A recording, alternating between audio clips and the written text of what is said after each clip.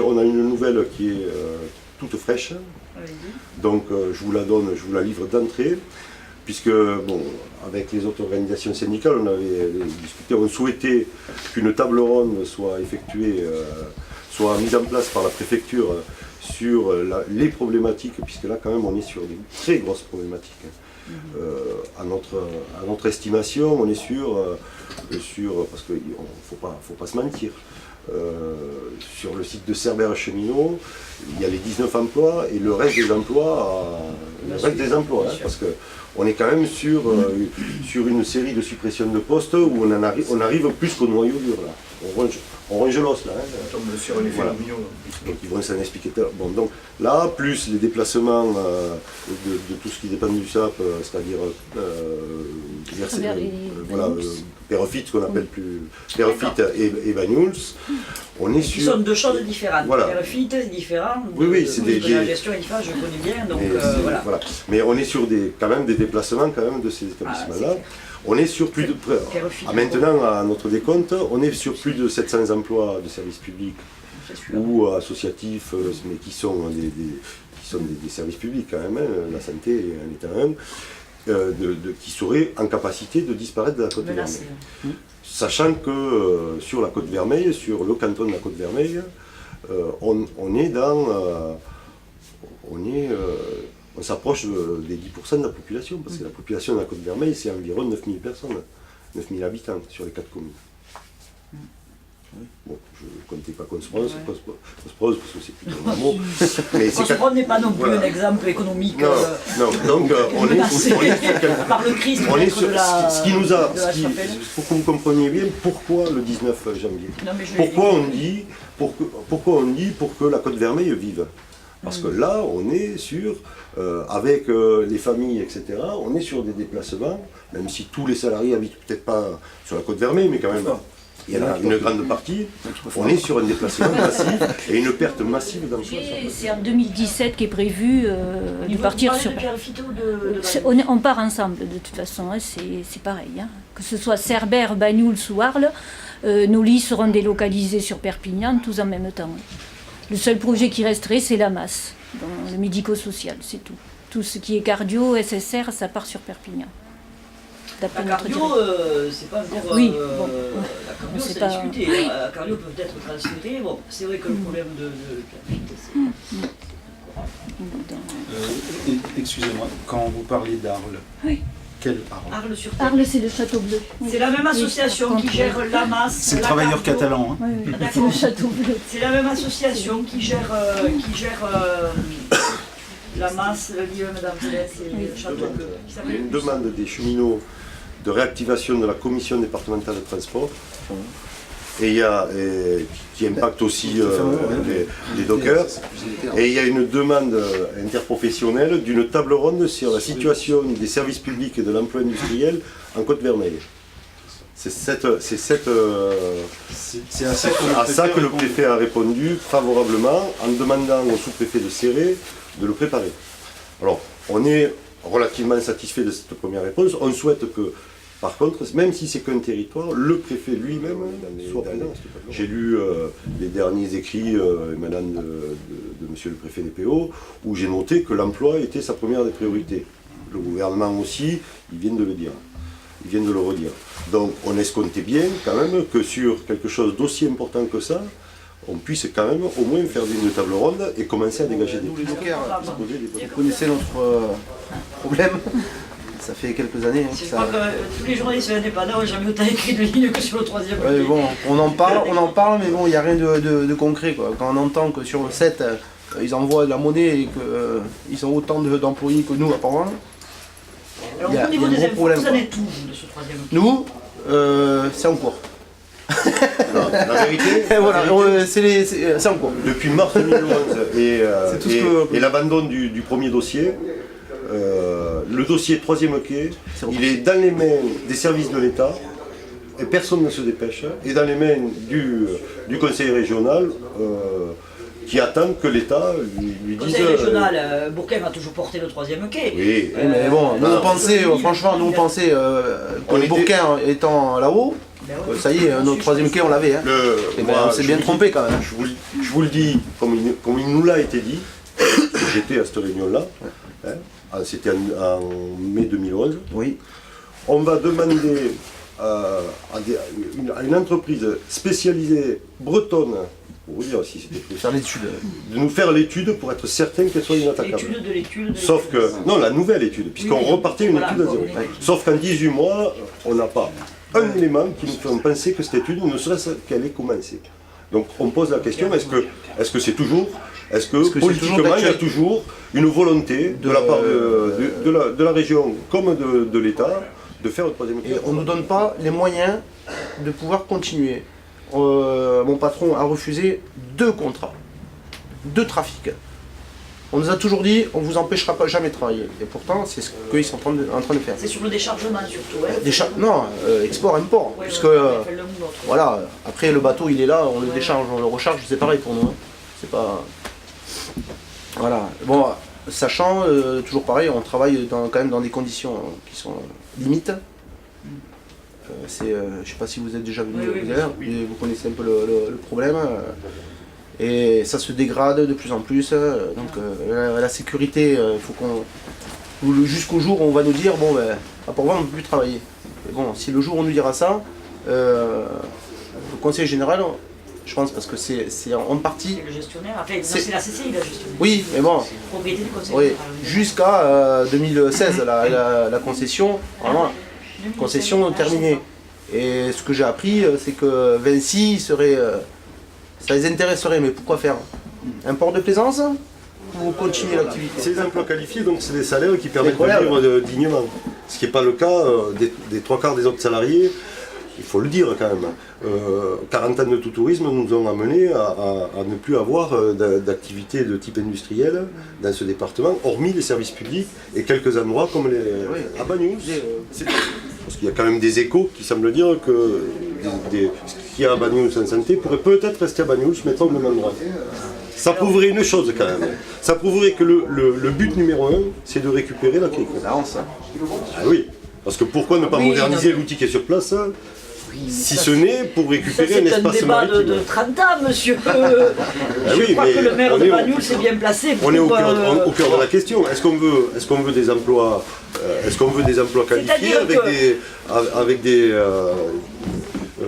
statuts ou publics ou parapublics ou des statuts qui sont renforcés avec des salariés qui peuvent vivre sur place en ayant un pouvoir d'achat, ou est-ce qu'on veut que débarrasser ces services-là uniquement pour faire un hôtel où il y aura sûrement 100 personnes qui vont travailler. Ne croyons pas que 4 douaniers dans un coin, ça ne sert pas à grand-chose, ça ouvre un conteneur.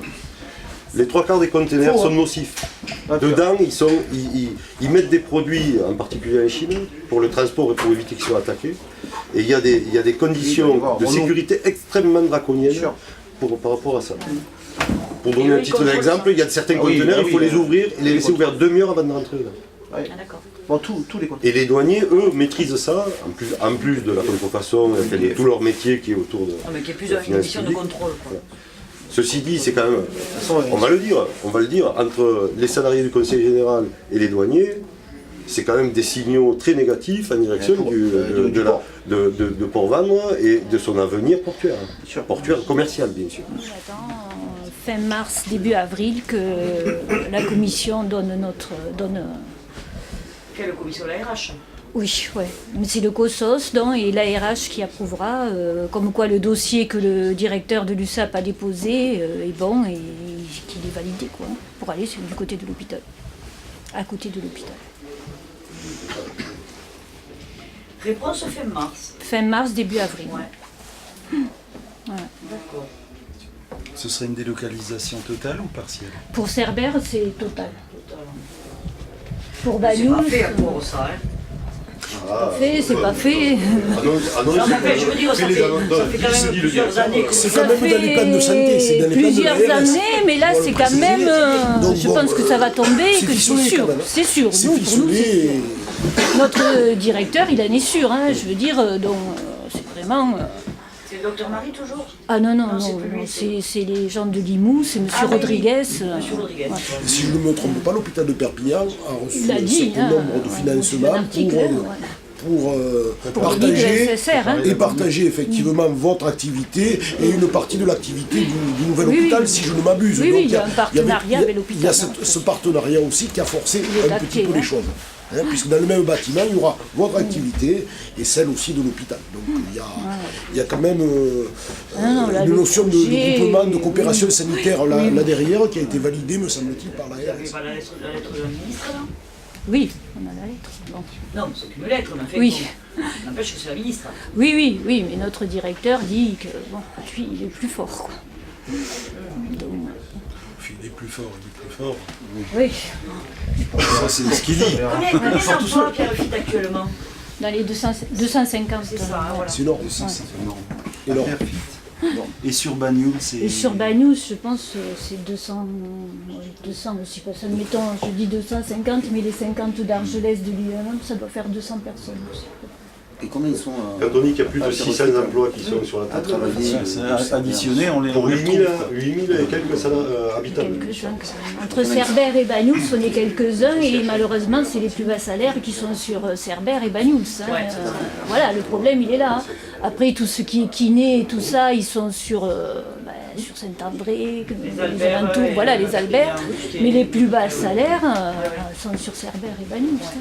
Et c'est là que ça va poser de très gros problèmes, parce que question de trajet, finances et tout ça, on fatigue, bon, et tout ce qui Bagnoul, s'ensuit, c'est ça va être dur. personne, hein, de Bagnoul. C'est dommage, parce qu'il y a deux entités à Bagnoul, c'est la masse et la cardio. La cardio. Alors, on est toujours en discussion pour être déplacé sur Saint-André. Oui, non, mais notre directeur, la cardio, elle n'ira jamais sur Saint-André, hein, ça je peux le dire. Puis je siège aussi en CCE, donc puisque je suis un délégué syndical des 3 établissements, la cardio sur Saint-André, pour lui, c'est niette. Hein. De toute façon, il veut rien sur Saint-André déjà, lui dit, mais la cardio, elle doit se rapprocher, ça c'est sûr, de l'hôpital, hein, c'est la priorité. J'interviens également en complément par rapport à Port-Vendre. Il y a également des personnels donc, du Conseil général qui ont la gestion donc, du port, qui sont également concernés par rapport à excusez-moi, parce que je suis un petit peu en retard. Je suis sur les 4. Voilà, il y a 4 personnels concernés et cela laisse également, ça reflète un petit peu aussi un débat de fond, parce que il y a aussi, je pense à mon sens, le pouvoir politique qui doit intervenir sur la Côte-Vermeille. Il y a bien évidemment, on en parlait avec Pierre, le préfet qui doit être partie prenante pour revitaliser la Côte-Vermeille, mais je pense que le pouvoir politique a son rôle à jouer. Il y a notamment sur le Conseil général, là aussi, sur cette histoire du 3e quai, une forte inquiétude. Le devenir de Port-Vendre est quand même très clairement en suspens par rapport à cette volonté. Et nous, ce qu'on appelle réellement de tous nos voeux, c'est qu'il y ait réellement une implication de tous les acteurs, qu'ils soient politiques, administratifs, syndicaux, toutes les forces vives de ce département doivent se mobiliser pour la Côte-Vermeille. On ne peut pas se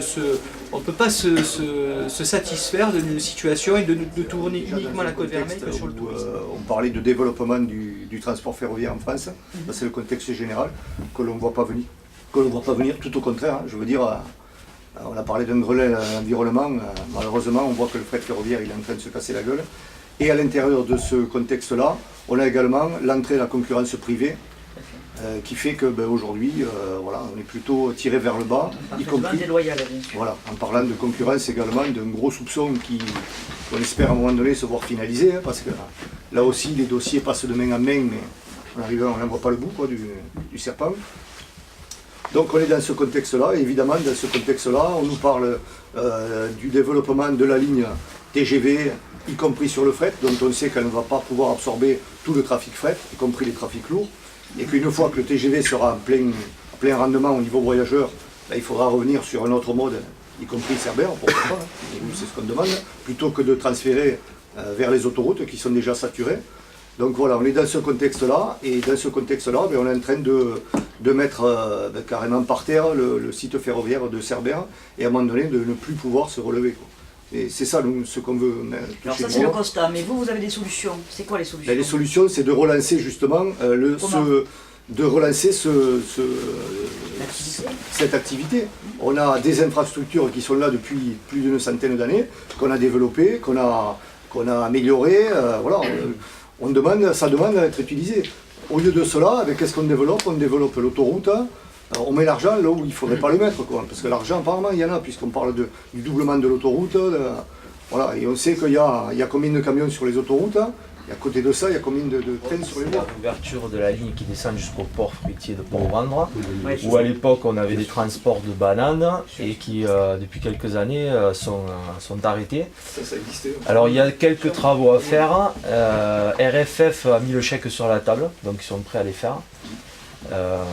Les chargeurs du port ont appelé la SNCF qui refuse tout simplement de le faire le transport. Alors que c'est financé. Alors que c'est financé et c'est possible. La réalité c'est qu'aujourd'hui la SNCF veut lâcher l'activité fret SNCF. Elle a pas mal de filiales qui sont sur le coup, notamment VFLI. On assiste à un sabotage du fret aujourd'hui en France. La concurrence n'existe pas vraiment puisque la plus grosse partie du fret a été prise par nos propres filiales, dont VFLI qui est 100% SNCF. Donc ce qu'on veut c'est mettre le fret SNCF et le cheminot à statut dehors. Voilà, c'est ça qu'on veut. S'emparer de ce dossier, pourquoi? Parce que tout est dans tout, il y a un effet domino sur la Côte Vermeille qu'il faut dénoncer. C'est que dès qu'on touche à une pièce de l'échiquier, les autres tombent avec.